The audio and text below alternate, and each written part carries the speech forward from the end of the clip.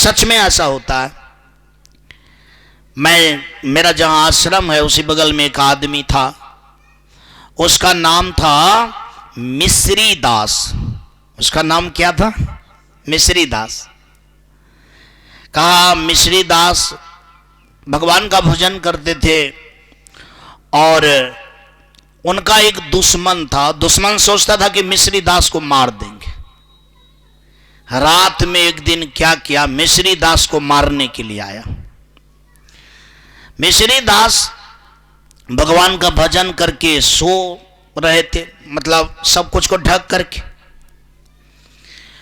तो सब दिन जिस तरफ वो कपाल को मतलब सिर को दे करके सोते थे, उस दिन क्या क्या वो विपरीत हो गया।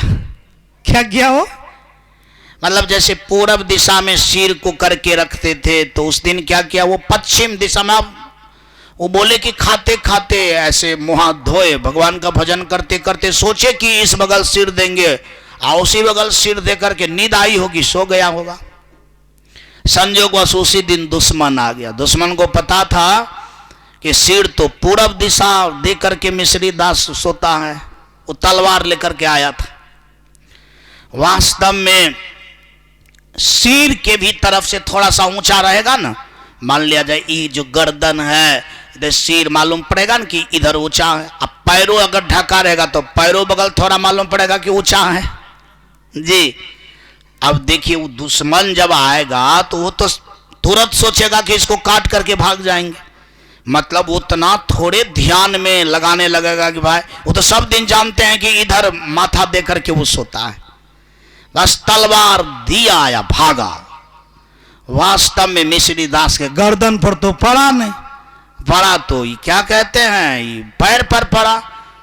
तो पैर कटा नहीं, मतलब कहने का था मांस तो कटा, हड्डी पर खटाक बोला। अरे गला में ना हड्डी नहीं है, खच कट जाता, लेकिन यहाँ तो हड्डी है, नहीं कट पाया। दोनों में इतना इतना बोलना पड़ेगा। बोलिए प्रेम से वृंदावन बिहारी लाल की जय। तो मैं कह रहा था, अब वो चिल्लाया दौड़िए दौड़िए दौड़िए दौड़िए। अब आया सब आदमी, कहा क्या हुआ क्या हुआ? कहा मुझे दुश्मन आया था काटने के लिए, देखिए एक छौ दे करके भाग गया। पैर तो पूरा नहीं कटा लेकिन कम में कटा। बात समझ आ रही? मिश्री दास कहने लगे क्या बताएं, सब दिन सीरियस होकर के सो रहे थे, आज रात में क्या हुआ, खाते खाते नींद आई, कैसनो सो गए, सिर उधरे हो गया, इसलिए पैरे पर पड़ा। क्या पड़ा? पैर पर ही पड़ा। अगर सर पर पड़ता तो क्या हो जाता? कटिए जाता। अब इसका मतलब है कि आप ही बताइए कि सब दिन सोते थे सिर को पूरब दे करके, आज सो गया पश्चिमी। किनकी महिमा थी? ये मालिक की महिमा। अगर उस दिन सिर अगर पूर्वे रहता तो पूर्वे दिशा प्राण उड़िए जाता उसका, और वास्तव में उड़ करके बंगाल के खाड़ी में जाकर के तुरंत टकरा जाता। लेकिन हकीकत क्या हुआ, यानी भगवान की कृपा से उनका सिर ही क्या हो गया, बदल गया। तो एक बार जयकार कीजिए ना, बोलिए प्रेम से वृंदावन बिहारी लाल की जय। दूसरा घटना मैं बतला रहा हूं कि तीन कोनमा के बगल में एक धार है, बहुत बड़का धार है। समझ आई? बड़का धार है। हम सब तीनों, हम तीन आदमी थे, दो मामा का बेटा था, एक मैं था। वो धार पार हो रहे थे। बात समझ आ रही है? पार जो हो रहे थे तो पानी तो बहुत था, इतना पानी हो गया, हे देख लीजिए ठुड्डी 2-4 अंगुल अगर और बढ़ता समाप्त थे उस दिन। और एड़ी जब उठा दिए थे तब इतना पड़ता, एड़ी यदि नीचा कर दे तो नाको सफाचट हो जाता, रेत। संयोग देखिए कितना सुंदर है कि बगल में मोइन था। क्या था? मोइन तो समझ रहे हैं ना कि जहां जाने के बाद फिर उबरने की कोई बात नहीं है, आमने सामने में ही था।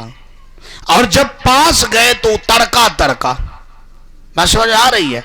जब तरका तरका तो बिजली के वो क्या कहते हैं रोशनी में पता चला कि बाप रे तो बड़का मोइन है। क्या है मतलब? तब जाकर के वहां से बगलिंग हुए। अगर मान लिया जाए तभी तरका नहीं तरकता तो तीनों आदमी ब्रह्मा विष्णु महेश हो जाते कि नहीं हो जाते? इसका मतलब है कि वो जो तरका वो किन की कृपा थी? बाजू सब आदमी, प्रभु की कृपा थी, वो बचाने वाले थे। अगर बचाने वाले वो तरका नहीं तरकता तो बस उस दिन खत्म हो जाती थी, कथा करने का थोड़े मौका मिलता। तो एक बार इसीलिए भगवान का नाम बोलिए प्रेम से, वृंदावन बिहारी लाल की जय। सो नहीं, ऐसे प्रभु का यदि सुनने का समझने का लगन ना हो तो बड़ा ही अपना लोग के जीवन के लिए दुर्भाग्य है।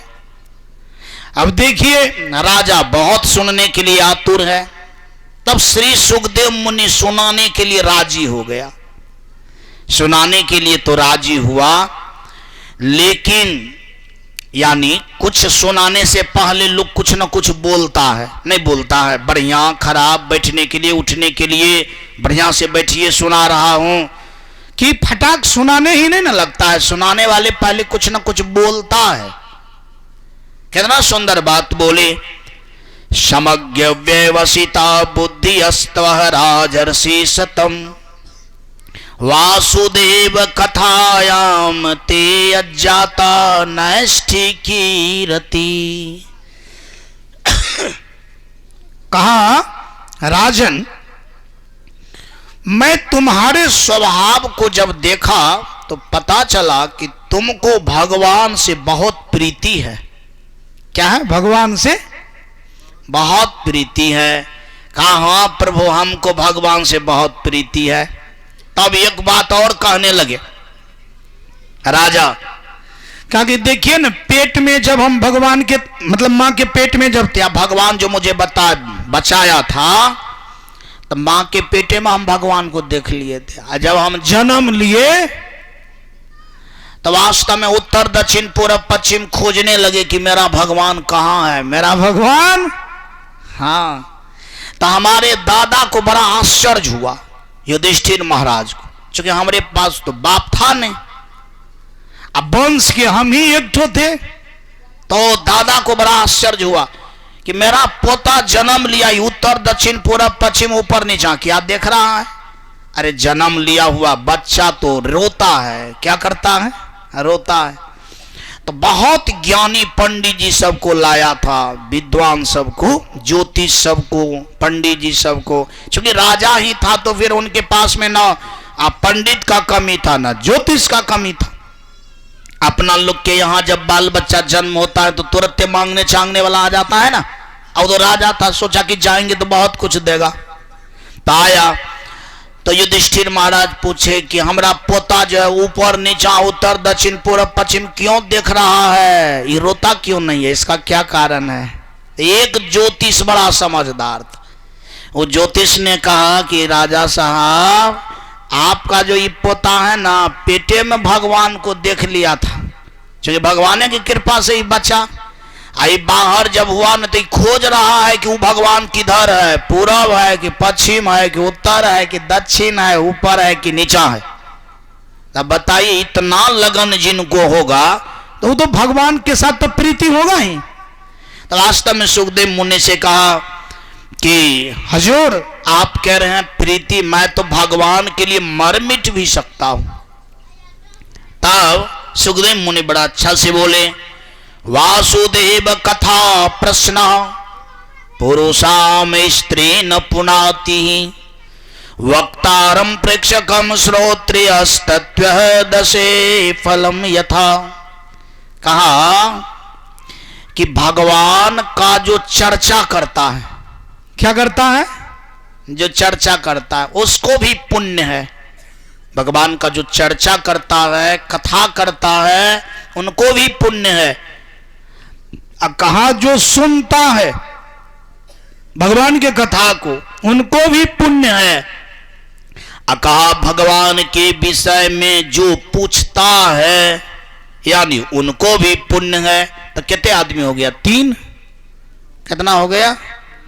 कि भगवान के विषय में पूछने वाला, उनको भी बराबरे पुण्य है, और सुनने वाले को भी क्या है? बराबरे पुण्य है। आप बोलने वाले को क्या है? बराबरे पुण्य है। लेकिन जो पूछता भी है और सुनता भी है, उनको डबल पुण्य है।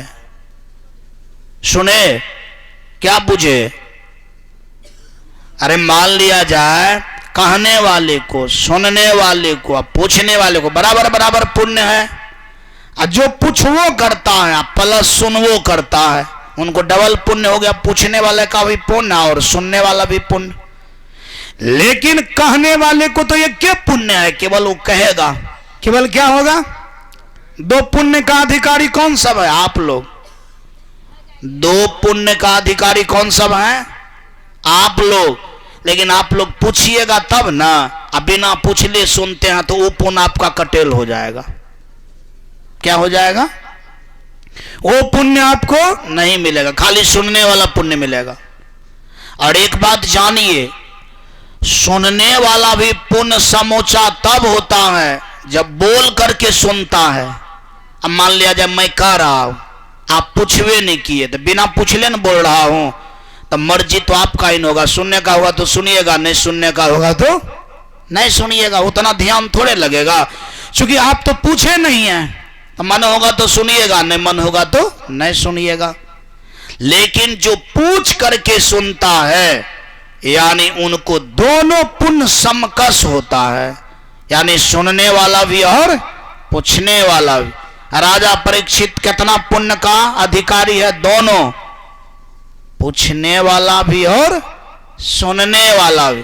पूछ रहा भी है प्रीति के साथ, और जो प्रीति के साथ, प्रेम के साथ पूछेगा तो वास्तव में वह जो है सुनेगा भी प्रेम के साथ। बस समझ में आ रही है? जो पूछवे नहीं करेगा प्रेम के साथ, वह आदमी प्रेम से सुनेगा भी नहीं, क्योंकि वो पूछा ही नहीं है। जैसे जो आदमी प्रेम से भोजन बनाएगा वो प्रेम से खाएगा भी, और जो प्रेम से नहीं बनाया तो प्रेम से उनको खाने में अच्छा भी नहीं लगेगा। जो आदमी अपने से बनाया है प्रेम से, उनको पता है कि इतना प्रेम से बनाया है तो इतना बढ़िया लगेगा खाने में। बात सही कि गलत? आप अगर अपने से सब कुछ डालेंगे, प्रेम से सब कुछ, समय से, तो आपको स्वयं पता चलेगा कि आज एक नंबर बना होगा। क्या बना होगा? यदि आप अच्छे से सब कुछ नहीं डाले होंगे, प्रेम से नहीं बनाए होंगे, तो आप ही बोलिएगा हो आए नहीं बढ़िया लगते, जहना तहना बना देना चाहिए। तो उसी तरह से जो व्यक्ति जितना प्रेम से पूछता है, वही व्यक्ति उतना प्रेम से उस चीज को क्या करता है? सुनता है, और तब जाकर के उसको दोनों फायदा मिल पाता है। इसीलिए एक बार जयकार करेंगे और भगवान का नाम लेंगे। गोविंद जय जय गोपाल जय जय गोविंद जय जय गोपाल जय जय राधा रमन हरि गोविंद जय जय राधा रमन हरि गोविंद जय जय गोविंद जय जय गोपाल जय जय गोविंद जय जय गोपाल जय जय। तब भगवान के विषय में सुनाने लगे। क्या सुनाने लगे? तो भगवान के विषय में सुनाएगा तो शुरुआत से न सुनाएगा, बीचे से तो नहीं सुनाएगा। कोई चीज जो सुनाया जाता है शुरुआत से सुनाया जाता है। भूमिर दृप्त निर्पस्या जरे दैत्यानिक शतायुते आक्रांता भूरि भारेन ब्राह्मण शरणम ययो। कहा परीक्षित, उस समय लाखों दैत्यों के दल घमंडी राजाओं के रूप धारण कर अपने भारी भार से पृथ्वी को आक्रांत कर रहा था। कहा जितने भी बड़का बड़का राक्षस था, दैत्य सब था, सब जो है राजा का रूप बना लिया था। कौन चीज का रूप बना लिया? राजा का। और दैत्य अगर राजा का रूप बना ले, अब पृथ्वी पर हर जगह दैत्य का राज हो जाए, तो धरती पर एक भी पुण्य का काम होगा? कौन चीज का काम होगा? पाप का। कौन चीज का काम होगा? साफ साफ स्पष्ट कह रहा है, अगर मनुष्य के शरीर पाकर पाप वाला काम करता है, वो पूर्व जन्म का दैत्य है। क्या है? पूर्व जन्म का क्या है वो? दैत्य है। दैत्य समझ रहे हैं ना? राक्षस। अब राक्षस तो बहुत प्रकार का होता है, बड़का भी होता है, छोटका भी होता है। तो बड़ा राक्षस होगा तो राजा के रूप में होगा, और छोटका राक्षस होगा तो साधारण आदमी के रूप में होगा। बस समझ में आ रही है? क्योंकि सब कुछ में छोटा बड़ा होता है, सब कुछ में। अब सब बड़के राक्षस तो नहीं होगा, आदमी बहुत है, तो गरीब आदमी भी है, अमीर आदमी भी है, ज्यादा समझदार भी लोग हैं, कम समझदार भी लोग हैं। कहा उसी तरह से मानव शरीर में आकर यदि कोई पाप कर्म कर रहा है, गलत कर रहा है, उनका संस्कार ठीक नहीं है, तो समझिए पूर्व का वो क्या है? दैत्य है। कहा पूर्व के सारा दैत्य सब बड़का बड़का, यानी मनुष्य तन को धारण करके धरती पर राजा बन करके आक्रमण फैला रहा था। क्या कर रहा था? आक्रमण फैला रहा था। अगर मान लिया जाए अपना लोग के ही घर में सताने वाला कोई आ गया, घर परिवार में नहीं रहता है, सदस्य नहीं हो जाता आपको सताने वाला, दुख देने वाला, तो समझिए वो आज आदमी है, पहले वो क्या था? दैत्य था। वो आपको सताने के लिए आपके घर में आदमी बन करके आया है। एक बार बोल देना पड़ेगा, बोलिए प्रेम से वृंदावन बिहारी लाल की जय। कैसे आता है? मैं एक कथा कह रहा हूं, आपको पता चल जाएगा। कहा जाता है कि दो मित्र था, दोनों मित्र मिल करके यानी बिजनेस कर रहे थे। बिजनेस तो बहुत प्रकार का होता है, खरीद बिक्री वाला बिजनेस, पाट खरीदना, धान खरीदना, मक्का खरीदना। कहा जाता है कि दोनों मित्र मिल करके इतना बड़ा व्यवसाय किया, अरब खरब का खरीदने लगा, करोड़ों का, लाखों का। वास्तव में एक बार बहुत पाट खरीदा दोनों मित्र और 25-30 ट्रक लोड किया, गया बाजार में बेचा, बहुत लाख रुपया हुआ। तो एक मित्र का शादी हो गया था, एक मित्र का शादी नहीं हुआ था। तो जिनका शादी नहीं हुआ था वो दिमाग लगाया, ये मित्र को अगर रास्ता में ही मार देंगे ना, और सब टका मेरा ही हो जाएगा, तो बहुत बड़ा घर बनाएंगे, जमीन जगह लेंगे, बड़का घर में ब्याह होगा। बस हो जा रही है। आजकल संसार में बड़ा घर में ब्याह तब ये होगा जब आपके पास में बढ़िया संपत्ति है। अगर संपत्ति नहीं है, कितनों बुद्धियार हैं, कितनों ईमानदार हैं, तो आपको कोई पूछेगा थोड़े? नहीं पूछेगा, क्योंकि कलयुग है ना। उसी तरह से ये बात चली। अब वो क्या किया? रास्ते में ही भाई को मार दिया, मतलब वो मित्र को मार दिया, भाई को नहीं, मित्र को क्या किया? मार दिया, और उन्हें उसको धार में फंसा दिया। उधर एक करता उड़ता बन करके आ गया घर। उनके पत्नी को रोड होकर के कहा कि आपका जो है पति, मेरा जो मित्र है वो मर गया, मुझे बड़ा कष्ट हो रहा है। देखिए मरने का कारण कि यहां से जो सामान लोड किए, अब बिका, जो बहुत घाटा लग गया। क्या लग गया? उल्टा सीधा पढ़ा दिया। कहा घाटा लगने के बाद मित्र का जो था ना धड़कन, कलेजा थोड़ा कमजोर था, बेचारा का धड़कन धड़क गया, समाप्त हो गया चिंता से।